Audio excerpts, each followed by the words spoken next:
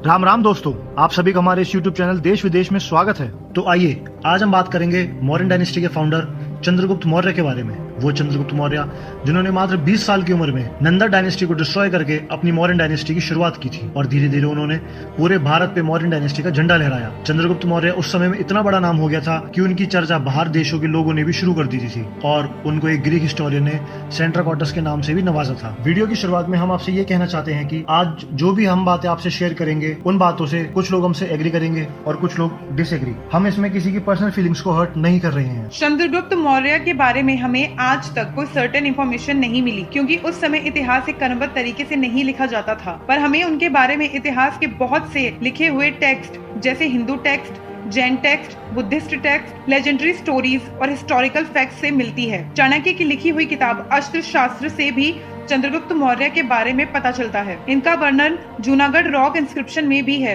जो कि रुद्रदामन ने लिखवाया था 2nd सेंचुरी में। मैगेसिनिस की बुक इंडिका में भी इनका वर्णन है। वो एक ग्रीक हिस्टोरियन थे और पहले ग्रीक व्यक्ति थे जो 327 BC में इंडिया आए थे और उन्होंने अपनी बुक इंडिका में बहुत सारी बातें इंडिया के बारे में लिखी थी और उन्होंने ही चंद्रगुप्त मौर्य को सेंट्राकोटस नाम दिया था। चंद्रगुप्त का जन्म 340 BC में पाटलिपुत्र में हुआ था, जिसको आज हम पटना के नाम से भी जानते हैं। बहुत से लोगों को इनके जन्म को लेके अलग अलग धारणाएं रही हैं। जैसे कि कुछ लोग मानते हैं कि इनके पिता और इनकी माता दोनों क्षत्रिय कास्ट से बिलोंग करती थी। कुछ लोगों का ये भी मानना है कि इनके पिता क्षत्रिय कास्ट से बिलोंग करते थे और इनकी माता सर्वेंट थी, यानी कि शूद्र कास्ट से बिलोंग करती थी। कुछ लोगों का ये भी कहना है कि चंद्रगुप्त पीपली वाहन के क्षत्रिय मौर्यन क्लैन डायनेस्टी जो कि इंडो नेपाल बॉर्डर के पास है वो वहां से बिलोंग करते थे। मौर्यन क्लैन वो लोग हैं जो मोर को बहुत मानते हैं और वो हर काम में मोर के पंख का बहुत यूज करते हैं। कुछ लोगों का ये भी कहना था कि इनकी माँ का नाम मोरा था और वो अपनी माँ का नाम एज अ सरनेम यूज करके उन्होंने अपना नाम चंद्रगुप्त मौर्य रखा। और कुछ लोगों का ये भी कहना था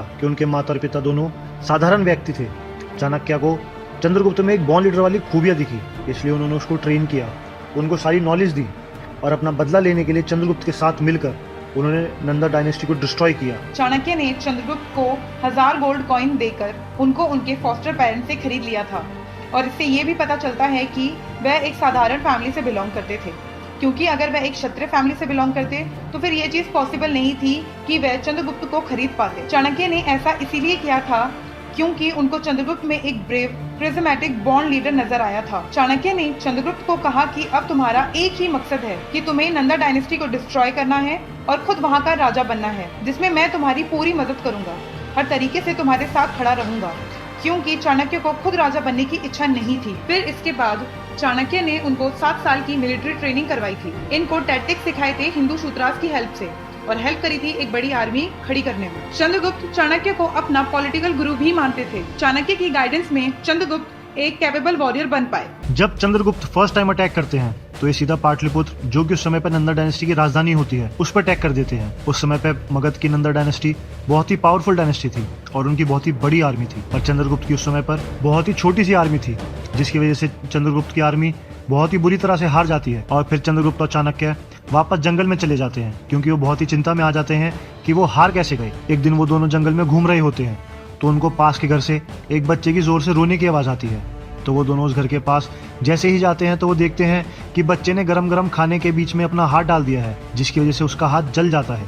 उस बच्चे की माँ उसको टोकते हुए कहती है कि तू भी चाणक्य की तरह और चंद्रगुप्त की तरह मूर्ख निकला जो कि खाने के बीच में हाथ डाल दिया। इसको किनारे किनारे से खा, क्योंकि किनारे में खाना ठंडा होता है और आराम से खाया भी जाता है। इससे सुनकर चाणक्य और चंद्रगुप्त को समझ में आता है कि उनकी गलती ये थी कि वो सीधा राजधानी में घुस गए, जिसकी वजह से वो हार गए। बल्कि उनको मगध की बाउंड्री पे धीरे धीरे कब्जा करते करते आगे बढ़ते हुए फिर राजधानी पहुंचना था और हमला करना था। चंद्रगुप्त और चाणक्य धीरे धीरे बाउंड्रीज को अटैक करना शुरू करते हैं और उनको अपने कंट्रोल में लेना शुरू करते हैं, जिसमें कि कुछ राजा उनके साथ मिल जाते हैं और कुछ राजा उनके अगेंस्ट हो जाते हैं। तो वह धीरे धीरे जो राजा उनके अगेंस्ट होते हैं उन पे अटैक करके उस जगह को कंट्रोल में ले लेते हैं और धीरे धीरे अपनी आर्मी को बड़ी करते हैं और ऐसे उनकी आर्मी में स्ट्रेंथ आती है। कुछ राजा ऐसे भी थे जिनको चाणक्य ने विष कन्या की मदद से मार दिया था। विष कन्या वो कन्या थी जिनको चाणक्य बहुत ही लंबे समय से तैयार कर रहे थे। उनके खाने में बहुत ही कम मात्रा में जहर मिलाकर उनको खिलाते थे, जिससे वह कन्या खुद तो नहीं मरती थी पर उनके शरीर में ऐसा जहर हो गया था कि अगर वह किसी भी राजा के साथ रहती थी, उनके साथ रात बिताती थी, तो उनके जहर से वह राजा मर जाता था। चाणक्य इतने शार्प माइंड के थे कि उन्होंने साम दाम दंड भेद हर तरह की नीति को फॉलो किया नंदा डायनेस्टी को डिस्ट्रॉय करने के लिए। और ऐसा करते करते आखिर वह समय आ गया जब चंद्रगुप्त नंदा डायनेस्टी के राजा को हरा देते हैं और 321 BC में मौर्यन एम्पायर की शुरुआत होती है। मात्र 20 साल की उम्र में वह बहुत ही पावरफुल नंदा डायनेस्टी को डिस्ट्रॉय करके खुद वहाँ के राजा बनते हैं। फिर वह चाणक्य को वहाँ का प्रधानमंत्री नियुक्त करते हैं